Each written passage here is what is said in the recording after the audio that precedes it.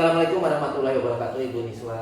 Waalaikumsalam, Bapak. Gimana Bu kabar hari ini? Alhamdulillah sehat, Bapak. Alhamdulillah hari ini juga saya sehat. Kemudian saya ucapkan terima kasih Bu sudah berkenan untuk disupervisi oleh saya. Nah, untuk hari ini kita akan coba untuk melakukan percakapan praobservasi Bu. Sebelum nanti saya akan amati proses jalannya pembelajaran Ibu di kelas, atau nanti saya akan amati pada saat proses supervisi Bu. Sebelum itu mungkin saya akan jelaskan terlebih dahulu Bu tujuan dari proses rangkaian supervisi ini yang diawali dari proses praobservasi. Nah, untuk tujuan supervisi ini Bu, tujuannya salah satunya itu untuk mengetahui atau untuk mengevaluasi proses pembelajaran yang dilakukan Ibu, dan mengapa kita melakukan proses praobservasi ini. Salah satunya bertujuan untuk mengetahui persiapan awal sebelum Ibu nantinya melakukan proses pembelajaran di kelas. Ya, salah satunya agar apa yang Ibu laksanakan nanti pada saat proses pembelajaran lebih siap lagi, lebih terencana dan lebih terprogram lagi. Jadi itu tujuan dari kegiatan supervisi kita yang diawali oleh rangkaian kegiatan praobservasi ini. Nah, dalam kegiatan praobservasi ini mohon izin saya nanti mungkin akan ajukan beberapa pertanyaan Bu terkait dengan rancangan pembelajaran yang Ibu sudah persiapkan yang nantinya untuk proses pembelajaran nanti ke depannya. Nah, yang pertama yang akan saya tanyakan kepada Ibu Bu, dari rancangan pembelajaran yang Ibu buat Bu, tujuan pembelajarannya apa Bu kira-kira? Kebetulan kita nanti masuk ke pembelajaran keempat ya Pak ya. Untuk tujuan pembelajarannya itu peserta didik dapat menganalisis penerapan nilai-nilai Pancasila dalam kehidupan bermasyarakat, berbangsa, dan bernegara. Itu sih Pak yang menjadi tujuan pada materi pokok di tema keempat ini. Baik Ibu. Untuk yang kedua nih Bu, kira-kira area pengembangan yang hendak dicapai itu apa Bu untuk murid-murid Ibu?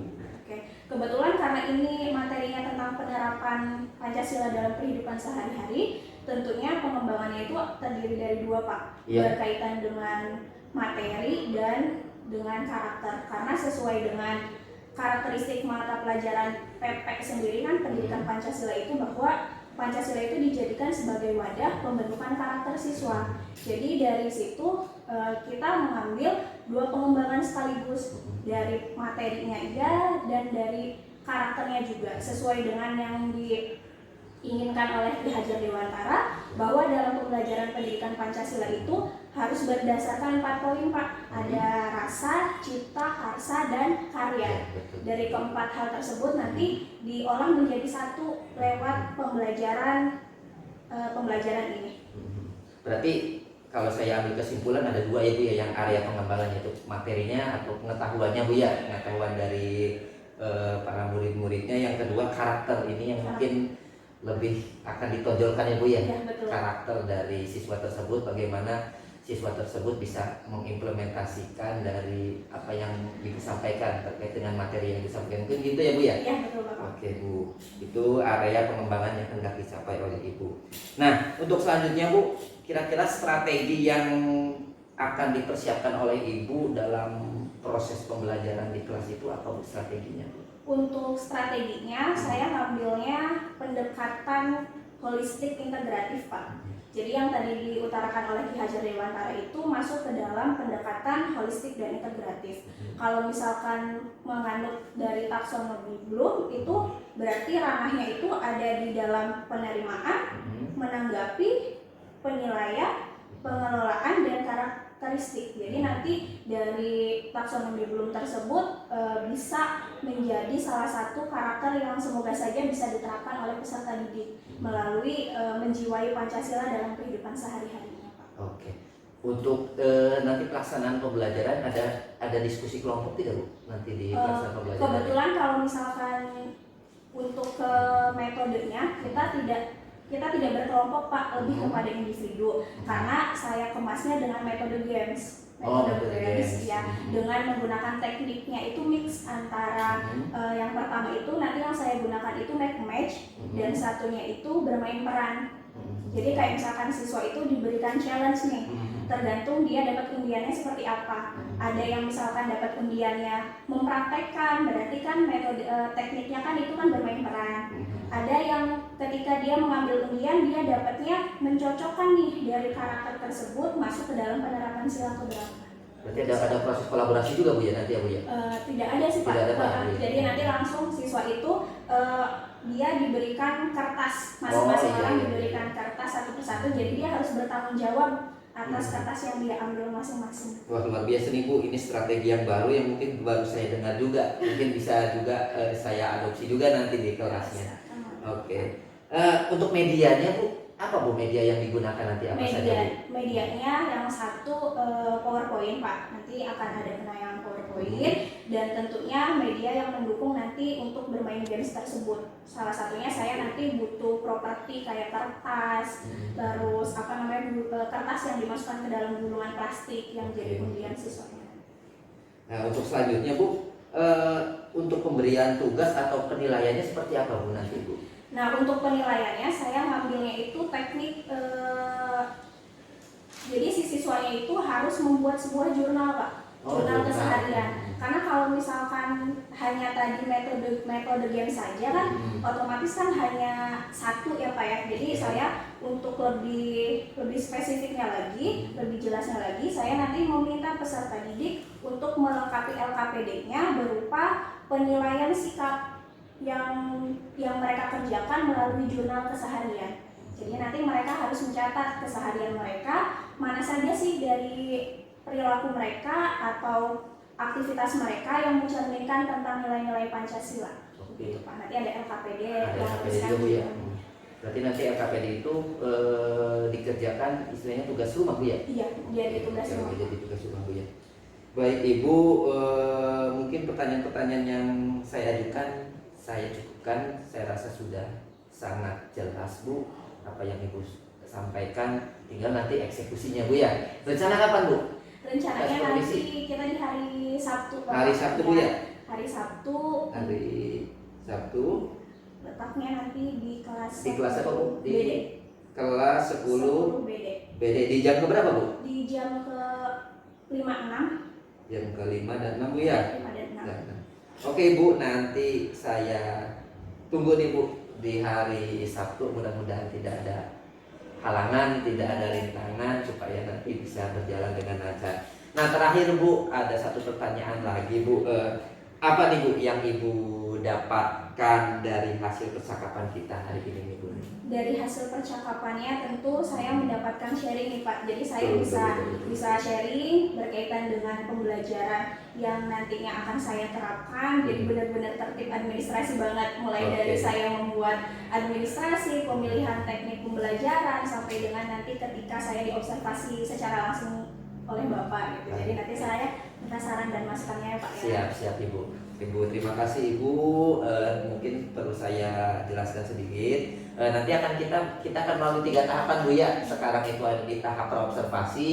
Nanti hari Sabtu itu kita akan melakukan supervisi dan atau observasinya. Dan ada satu lagi Bu, yaitu kegiatan pasca observasinya yang kebetulan nanti akan dilaksanakan ketika saya melakukan pendampingan individu yang kelima Bu. Jadi nanti akan ada pengajar praktik Bu yang mendampingi proses praobservasi kita yang nantinya. Jadi mohon Ibu berkenan nanti di kegiatan praobservasinya. Mohon maaf di kegiatan pasca observasinya Bu ya.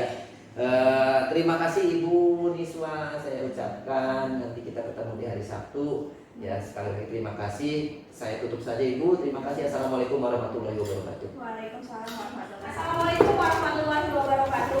Waalaikumsalam warahmatullahi wabarakatuh. Bagaimana kabar hari ini?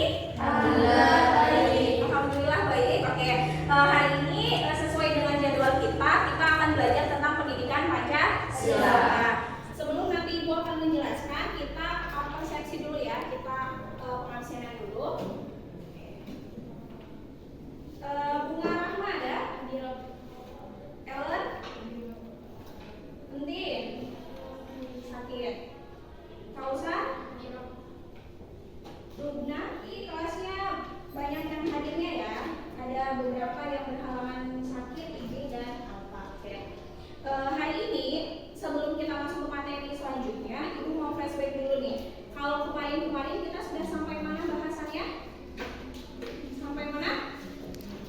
materinya? Sampai mana? Perumusan Pancasila. Sampai ke perumusan Pancasila. Oke. Kelas ini pernah melaksanakan presentasi berkelompok kan berdasarkan dengan sejarah pembentukan dari dasar negara yang dikemukakan oleh beberapa ahli. Betul? Oke. Nah, hari ini ceritanya kalau kemarin itu kan kita sudah selesai pembahasannya, sehingga kita sudah mengenal dengan yang namanya Pancasila. Kalau Pancasila kita namakan itu sebagai apa sih di Indonesia kedudukannya? Dasar negara. Sebagai dasar negara. Nah, kalau menurut kalian, karena hari ini kita akan materinya tentang aktualisasi Pancasila dalam kehidupan berbangsa, bernegara, dan dalam kehidupan kalian sehari-hari, menurut kalian sejauh ini kalian sudah menerapkan Pancasila sampai mana? Sudah menerapkan Pancasila dalam kehidupan sehari-hari? Sudah? Sudah? Sudah. Sejauh mana kira-kira kalau dipersenkan banyak melaksanakannya atau banyak tidak melaksanakannya? Insya Allah banyak.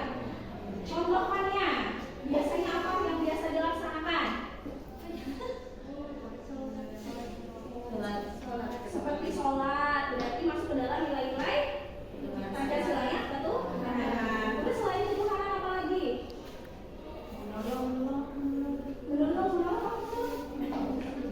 Saling tolong menolong antar sesama, berarti masuk ke dalam kedua.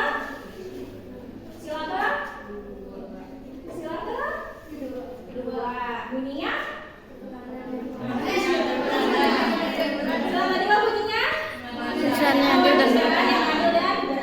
Nah, tujuannya untuk kalian kenapa sih kok perlu adanya pembelajaran tentang aktualisasi? Aktualisasi nggak? Intinya menerapkan gitu loh. Apa sih tujuannya dari kalian belajar tentang aktualisasi atau penerapan Pancasila dalam kehidupan sehari-hari supaya kalian tuh dapat menganalisis sejauh mana sih kalian menerapkan Pancasila dalam kehidupan sehari-hari, mana yang harus dilaksanakan dan mana yang tidak dilaksanakan, mana yang masuk ke dalam salah satu nilai baik dan mana yang termasuk ke dalam hal-hal yang harus dijauhkan.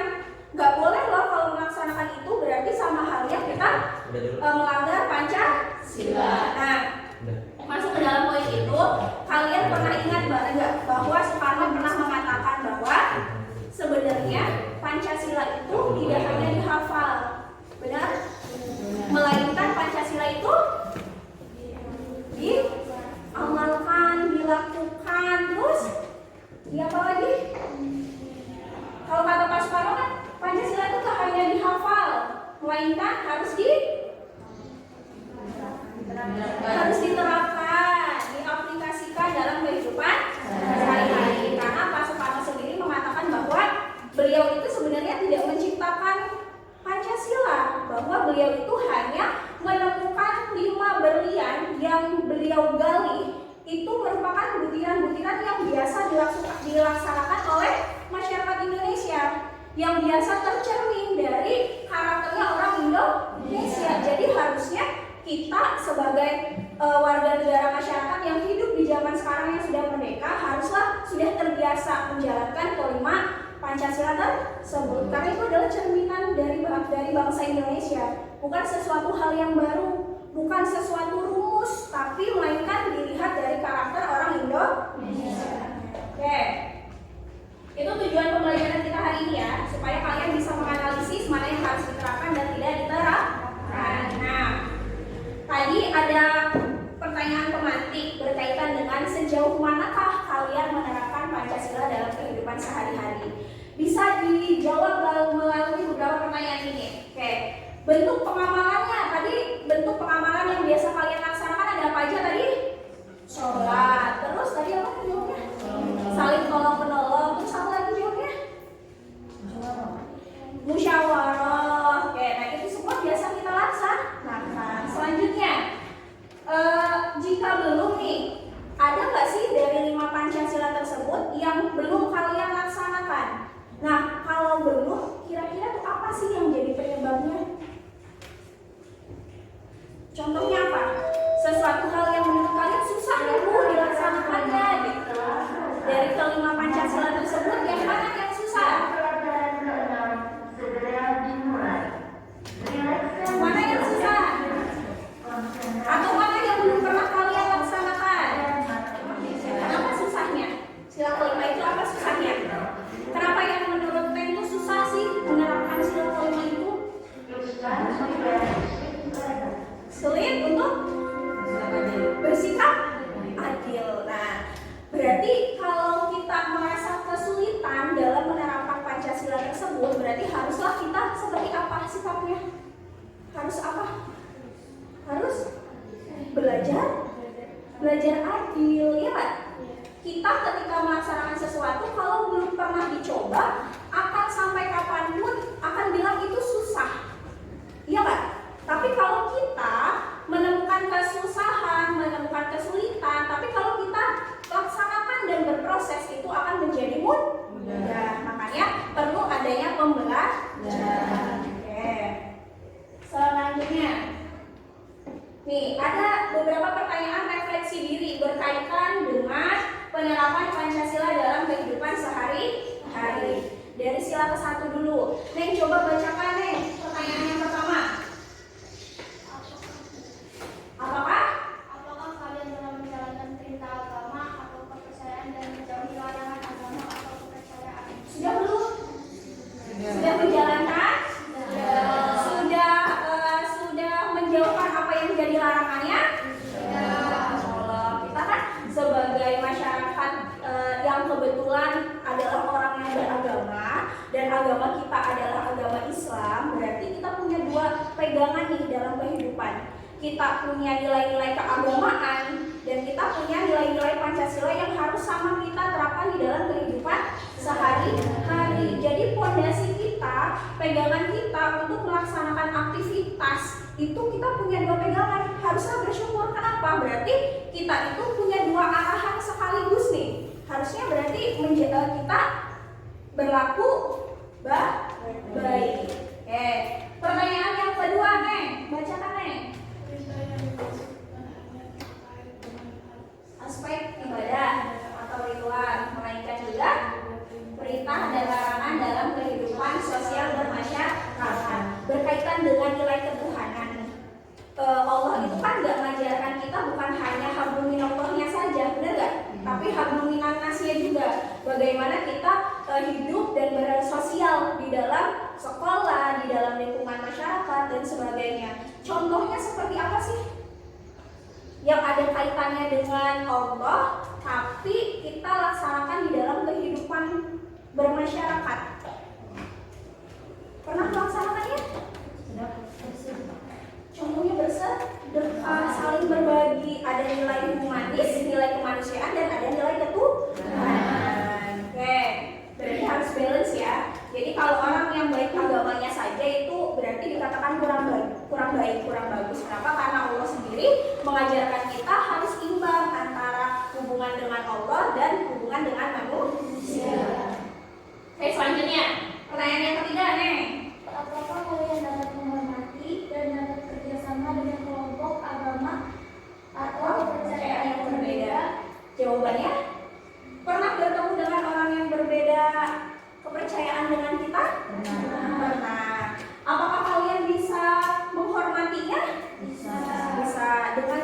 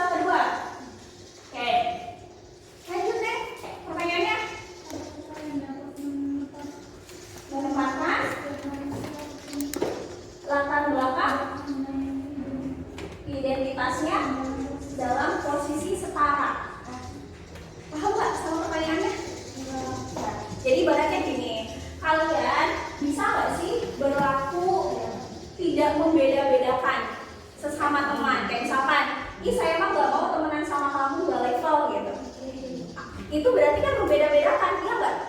Tapi ada orang yang saya mau berteman dengan siapapun, nggak peduli kamu orang mana, nggak peduli kamu punya motor atau enggak, nggak peduli kamu cantik atau tidak cantik. Nah, itu namanya setara, mau berteman dengan siapapun.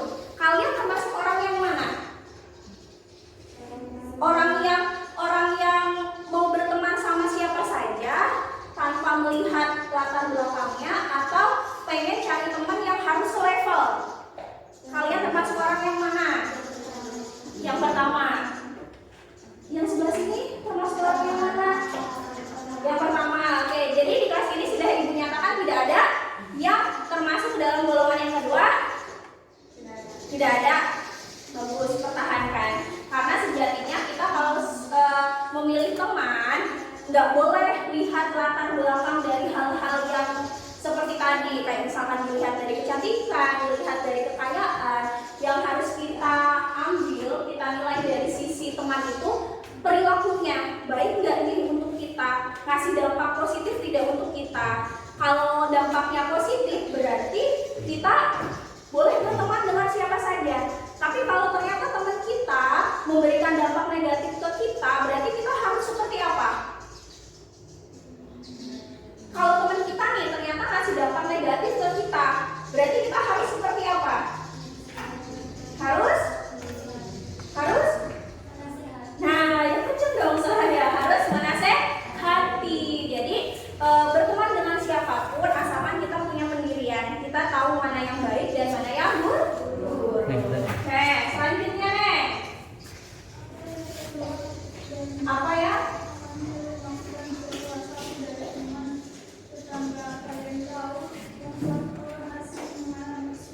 Oke, apa yang telah dan akan kalian lakukan jika salah satu dari teman, tetangga kalian, atau bahkan orang asing mengalami kesulitan?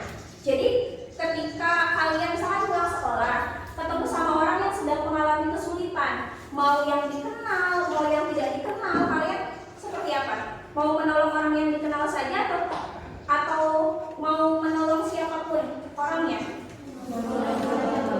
Menolong siapa? Oke. Jadi sudah bisa menilai sila kedua kalian ada di posisi bagus atau kurang bagus. Penerapan dalam kesehariannya bagus atau kurang bagus? Bagus. Oke, selanjutnya dari sila ketiga, lanjut Neng, bacakan. Apa yang dapat kalian lakukan untuk menjaga keutuhan negara sehingga tidak terjadi Separatisme. Paham dengan soalnya? Enggak.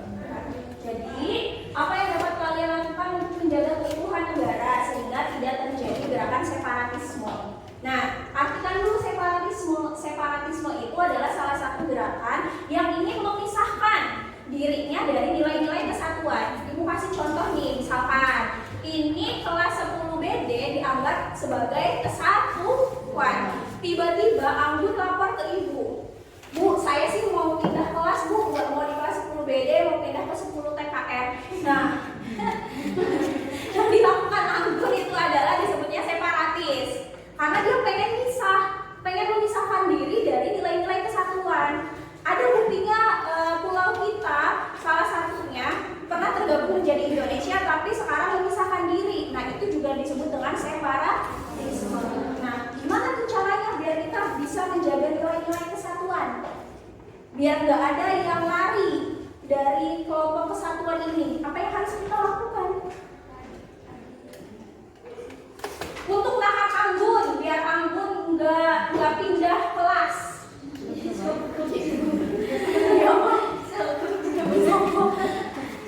Berarti meninggikan nilai-nilai kemanusiaan gitu. Jadi harus berlaku baik terhadap Anggun, biar Anggun tetap betah. Nggak boleh pura-pura baik, harus benar-benar baik ya. Nah, berarti harus lebih mengutamakan nilai-nilai kemanusiaan. Harus lebih sadar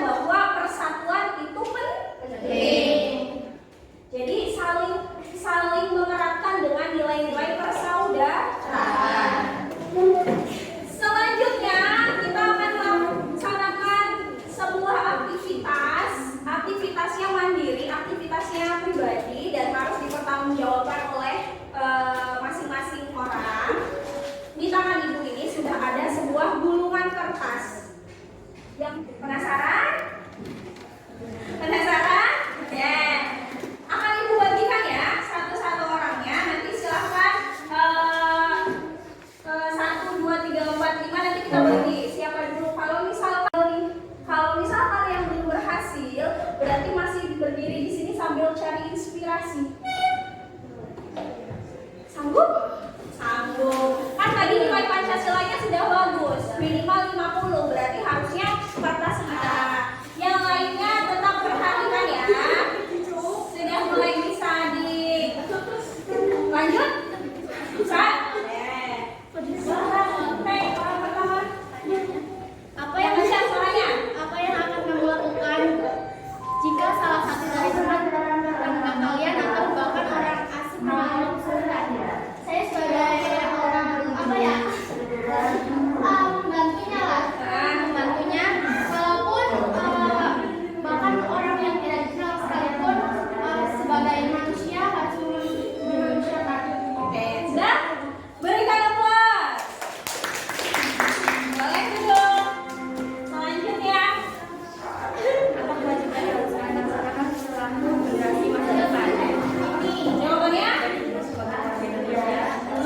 Tetap menjaga kesatuan dan menjaga kekuatan negara Indonesia Oke. dan terus melanjutkan seperti saya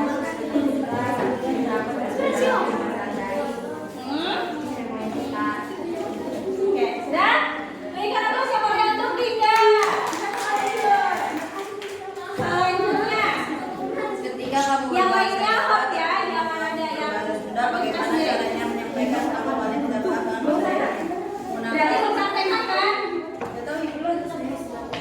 Ketika kamu berbahasa Jawa, tapi teman dekatmu berbahasa Sunda. Nah, bagaimana caranya menyampaikan? Berarti praktekin. Gimana kamu ngomong biar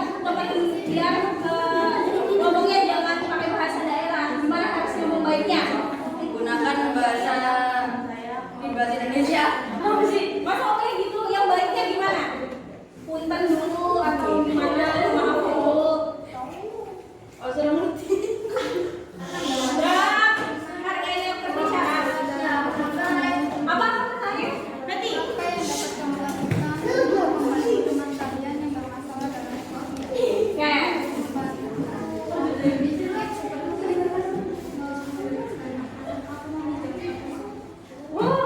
Mau memberikan makanan dan meminjamkan uang ke kelas. Selanjutnya. Bagaimana cara mengingatkan teman kalian yang menggunakan bahasa kasar dengan cara mengingatkan bahwa perkataan Oke, berarti Zahra mau memberikan nasihat nih bagi orang yang kalau ngomong suka kasar, dengarkan bersama-sama. Aira, nasihatnya seperti apa, Ra? dengan cara mengingatkan bahwa perkataan kasar itu tidak baik. Udah gitu? Oke, berikan aplaus. Ayo.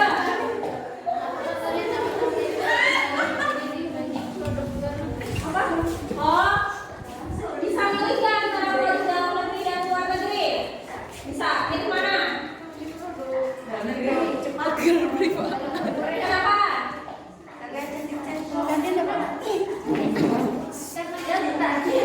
Bagaimana caranya izin berbicara di dalam forum musyawarah? Oke, Naila mau mencontohkan bagaimana caranya minta izin pada saat lagi diskusi, lagi bermusyawarah. Contohnya gimana, Neng? Contoh izinnya.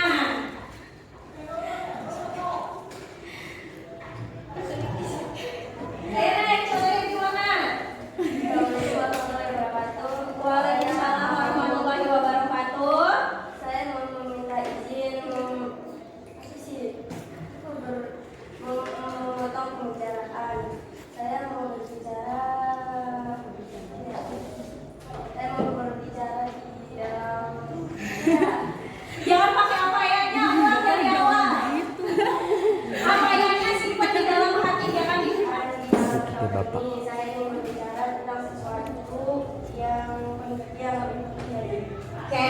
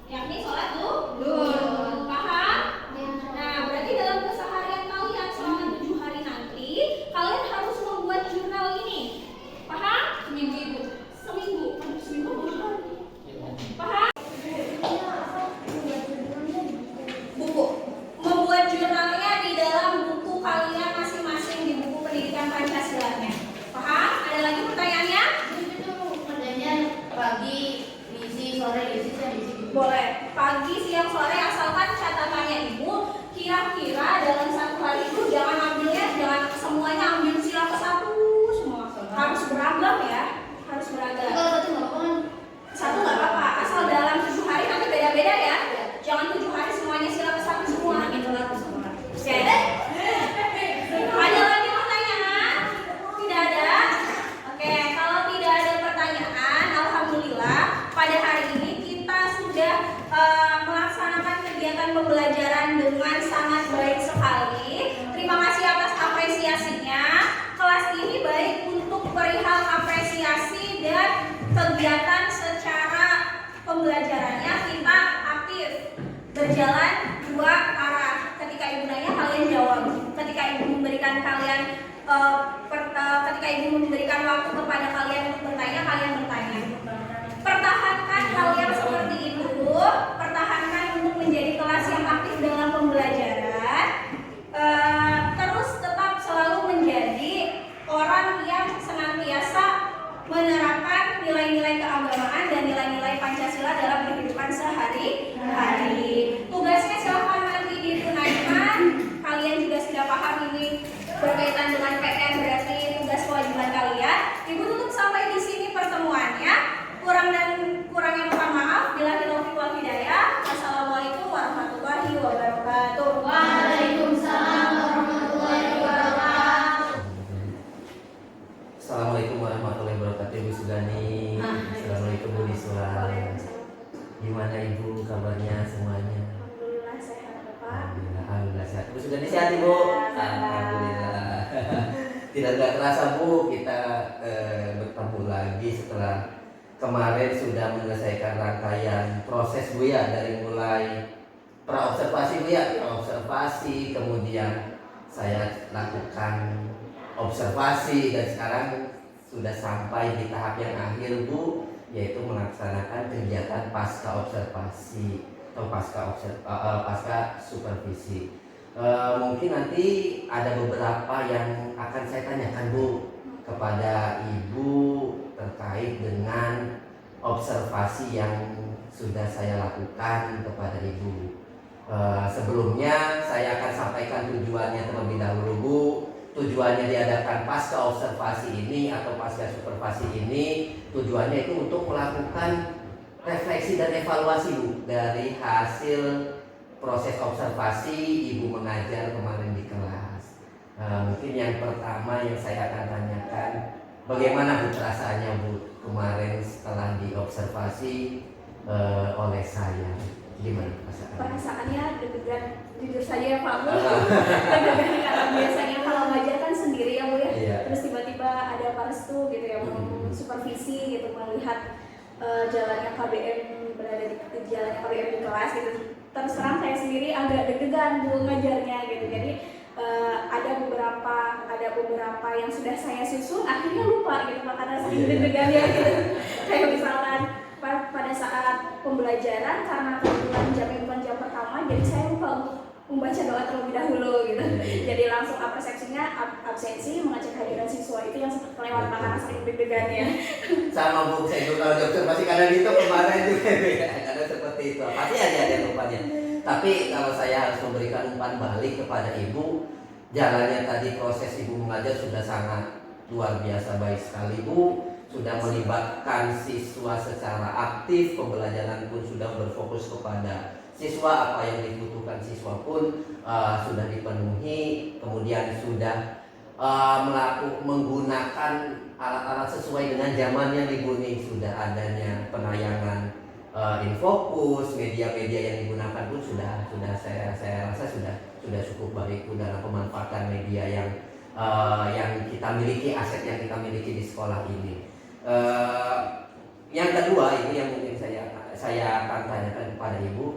Saya akan tanyakan kembali, kemarin itu area pengembangannya apa saja Bu? Area pengembangannya itu bukan hanya berfokus kepada kognitif, karena kalau kognitif kan hanya menyampaikan pematerian saja. Kebetulan disesuaikan juga dengan strategi pembelajarannya, yakni pengembangan ke ranah karakternya. Sesuai dengan sekarang kita kan musimnya kurikulum merdeka ya Pak ya, karena kita sudah mengaplikasikan kurikulum merdeka. Salah satu hal wajibnya yakni peserta didik itu kan harus menjadi profil pelajar Pancasila. Ya, Gitu. tujuan utamanya Bu ya. Tujuannya itu kan kebetulan kemarin materi kelas 10 itu kan pertama itu dibuka dengan Pancasila. Jadi Betul. menerapkan pembelajaran yang harus ada impact-nya di dalam kehidupan sehari-hari siswa. Sesuai dengan metode pembelajaran yang kemarin saya ambil Pak gitu. Jadi Iya. pengembangannya karakter siswa bagaimana untuk mencerminkan Pancasilalisnya di dalam kehidupan sehari-hari. Jadi bukan hanya kognitif saja Bu ya. Ya, betul Justru Pak. yang lebih diutamakan itu karakternya itu ya Bu. Karakter itu bagaimana siswa-siswa itu bisa mencerminkan profil pelajar Pancasilanya gitu ya Bu ya. Kemudian dari hasil proses mengajar Ibu, kira-kira Bu, kendala atau tantangan yang Ibu hadapi dalam proses mengajar kemarin itu apa saja Bu kira-kira? Tantangannya ternyata kemarin itu kalau bayangan saya ya Bu ya, kebetulan kemarin kan ngambil metodenya kan dengan tipe games. Pikiran saya tuh kayaknya bakalan seru nih gitu, bakalan asik gitu, karena memang dari challenge yang saya berikan itu selain mereka harus menjawab pertanyaan, mereka tuh harus mempraktekkan gitu, mempraktekkan kembali bagaimana caranya mereka berbicara pakai bahasanya dia sendiri.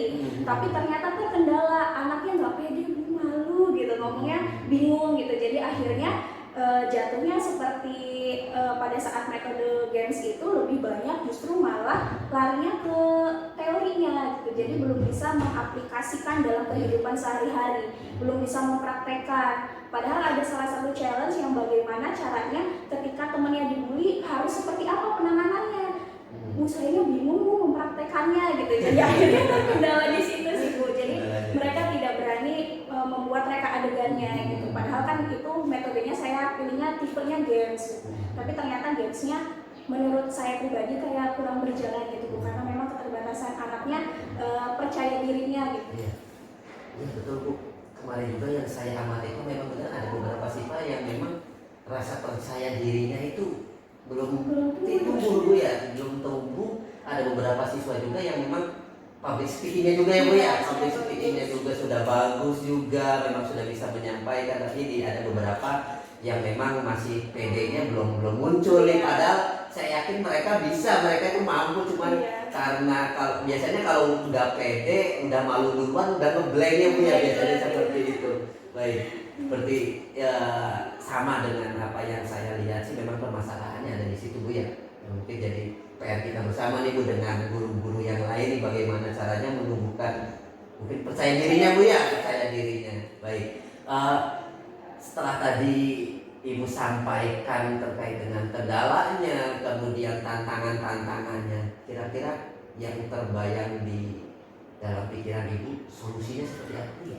Solusinya berarti kita harus lebih sering untuk menerapkan Pancasila dalam kehidupan sehari-hari di dalam kelasnya. Jadi akhirnya hal seperti itu tuh bukan hanya teori jadinya gitu Pak. Jadi akhirnya sudah melekat ke dalam diri siswa. Jadi ketika pada saat ditanyakan harus seperti apa ya sudah menjadi respon yang biasa gitu. Jadi karena saking sudah terbiasanya, mungkin itu mah belum menjadi habit, belum menjadi terbiasa. Jadi akhirnya mereka malu untuk mereka adegannya gitu. Tapi ya semoga saja contoh hal negatifnya tidak menjadi contoh gitu. Kayak misalkan kemudiannya ya jangan sampai ada gitu. Tapi bagaimana siswa bisa menanganinya. Menjawabkan sih. Jadi harus dibiasakan Bu ya, harus dibiasakan. Oke, baik.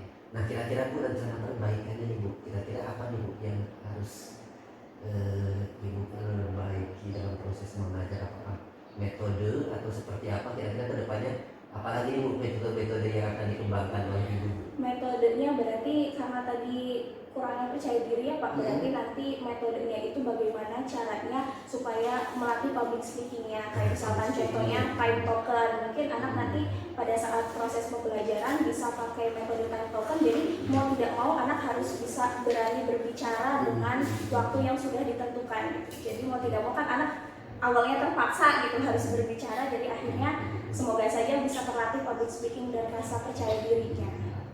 Ya, dengan metode itu saya rasa sih sangat bagus Bu, bisa juga nanti untuk membiasakan siswa-siswi itu bisa berbicara ya Bu ya, berbicara di depan orang banyak, karena itu kendalanya kan Bu ya. Karena saya kalau dia berbicara antar teman biasa oke kayak ini udah lancar aja, tapi kalau udah dilihat sama orang banyak, nah itu masalahnya di situ. Baik, luar biasa Bu Niswa apa yang Ibu Niswa sampaikan, juga banyak sekali pelajarannya Bu yang mungkin nanti juga bisa saya aplikasikan Bu, metode-metode GIMS-nya juga Bu di pelajaran olahraga, karena saya mampu olahraga kebetulan. Mungkin apa yang Ibu sampaikan, apa yang Ibu ajarkan kepada anak-anak mungkin juga bisa saya terapkan juga nih Bu untuk referensi saya ke depannya dalam mengajar. Saya ucapkan terima kasih yang sebesar-besarnya Bu Niswa. Mungkin untuk kegiatan pasca observasi ini saya rasa sudah cukup jelas Bu. Jadi solusinya pun sudah dapat Bu ya, solusinya pun sudah dapat, akar permasalahannya juga kita sudah gali bersama permasalahannya apa, kemudian solusinya juga sudah tergali, dan rencana aksinya juga sudah mulai terbayangkan. Ini tinggal eksekusinya aja Bu, nanti Bu nih eksekusinya mungkin di pertemuan selanjutnya Bu ya, di pertemuan selanjutnya bisa ada perbaikan bagaimana siswa itu bisa lebih percaya diri lagi. Mungkin itu Ibu, terima kasih. Ibu Sugandi juga terima kasih sudah mendampingi kami Bu di kegiatan pasca observasi ini. Mungkin saya akhiri saja. Ibu Sugandi dan Ibu Niswa, terima kasih. Assalamualaikum warahmatullahi wabarakatuh. Waalaikumsalam.